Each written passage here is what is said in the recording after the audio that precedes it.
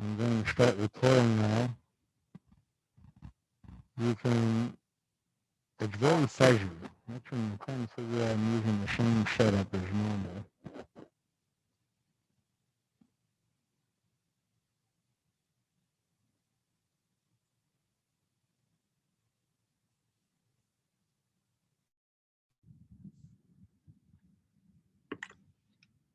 No, I'm just using the built-in microphone. Does this sound okay? May not be great, but it sounds any better.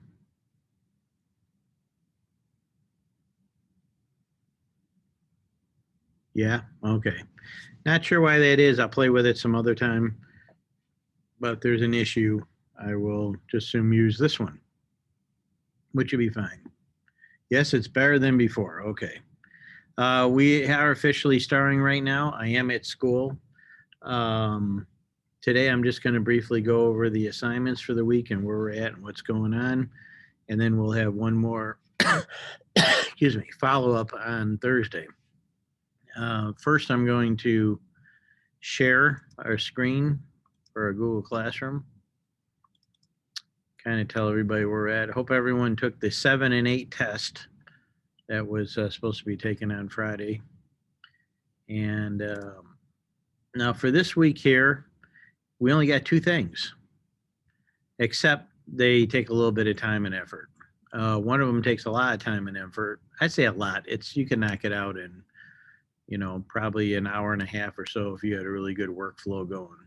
But we're doing chapter 12 and 13 notes. So I was going to carry it over, but then I imagined nobody would do anything this week on it, and then they wouldn't do anything over break on it, and then it'd be due like 2-3 days into the first week back, and then they'd all be complaining that they only got 2-3 days to do it. So no point in that. I figure I just won't put much other stuff out there this week. This is be your main assignment for the week. You got the notes there. Where chapter 12 is on the economy and politics, and chapter 13 is on religion and education. So they're all interesting topics. Lots of interesting things we can cover relating to all those topics there. So it's 52 slides total, not too bad. So if you did 10 slides a day starting today, you'd be pretty much done on Friday. And that would not take long at all. Okay. If you'd rather do half of them one day and half another day, whatever works. But let's get these done and out of the way and submitted by Friday. We won't have to deal with it over break. We won't have to deal with it when we come back in January. And when we come back, it's going to go really, really fast. It's going to be less than 2 weeks that we'll have left when we come back. Okay, so that's why I didn't give you a lot of other assignments, is because this is considered, at least 50% of the work. It's probably the equivalent of like 2 regular type assignments. Okay, so you got this here. Do it by Friday. Knock it out. Put on some good music, some holiday music or whatever you like, and just plug away at it. Get the text on there. Follow the guidelines. Vary the colors in your main titles and key terms. Find some interesting pictures for each one, and they're interesting topics. So go ahead and do that. So that's right there, most of your work for the week. I was going to break this into 2 assignments, but I thought, no, I'll just keep it in one. It's an assignment with a number of videos, and none of the videos are long.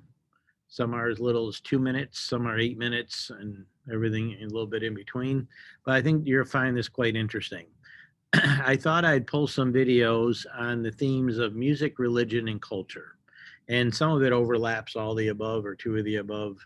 And that's one thing I always find really interesting around the world, is how music is so international and people are influenced by music from all over other places.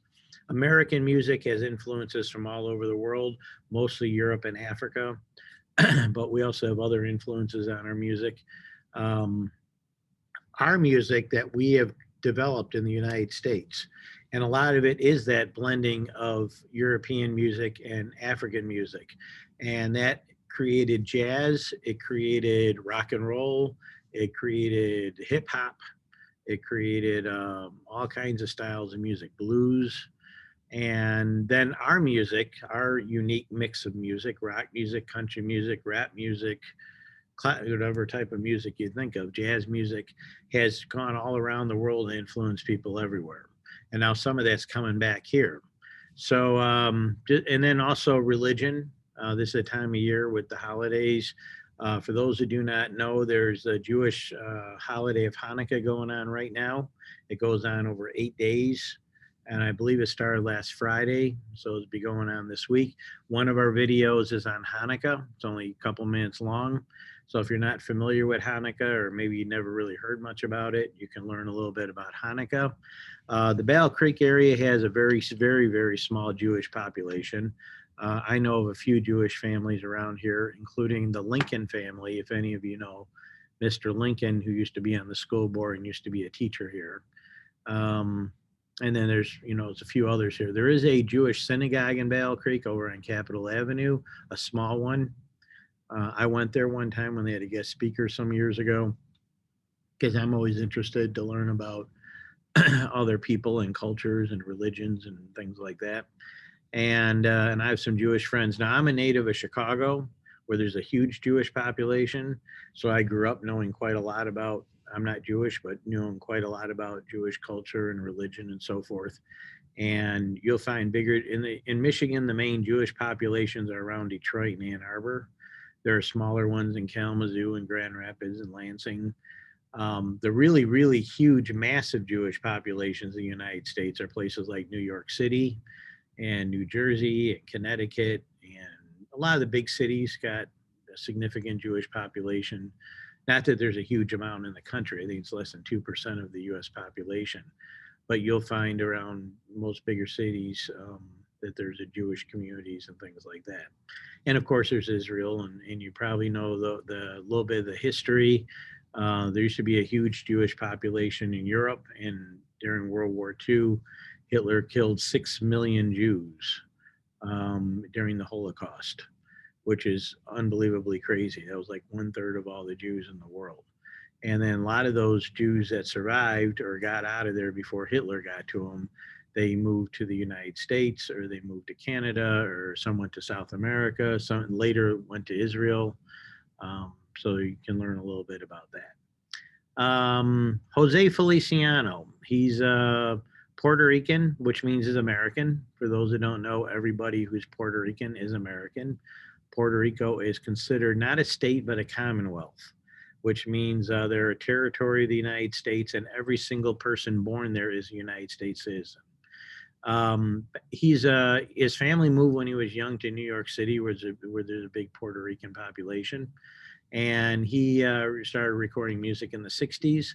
And in the early 70s, he recorded a song, a little bit of Spanish in there, Feliz Navidad, which means Merry Christmas in Spanish. And he's got some mix of some Spanish and English lyrics. And at the time it came out, it wasn't a huge hit. I'm actually old enough. I was a kid when it came out, and I remember it a little bit on the radio back then. But over the years, it's become in its own way, quite the Christmas classic, and a lot of people singing it and liking it. And and he's still around. The little story. This is just from Sunday. It was on Sunday. It was from CBS Sunday Morning Show. He's 75 years old now, but he's still doing good, and he talks about the song and all that. So that kind of is a blend of music and culture and holidays. And I put in there on the sheet, a lot of people may not realize this, but the U.S. is the #2 Spanish-speaking country in the world. What does that mean? Okay, if you take number of Spanish speakers, people who actually can reasonably speak Spanish, the U.S. is estimated, last I read, to have about 50 million Spanish speakers. Not people who took like a semester in high school, but I mean people that actually can speak the language somewhat. And that's second only to Mexico. Mexico is about 80 or 90 million people. So it'd be about, yeah.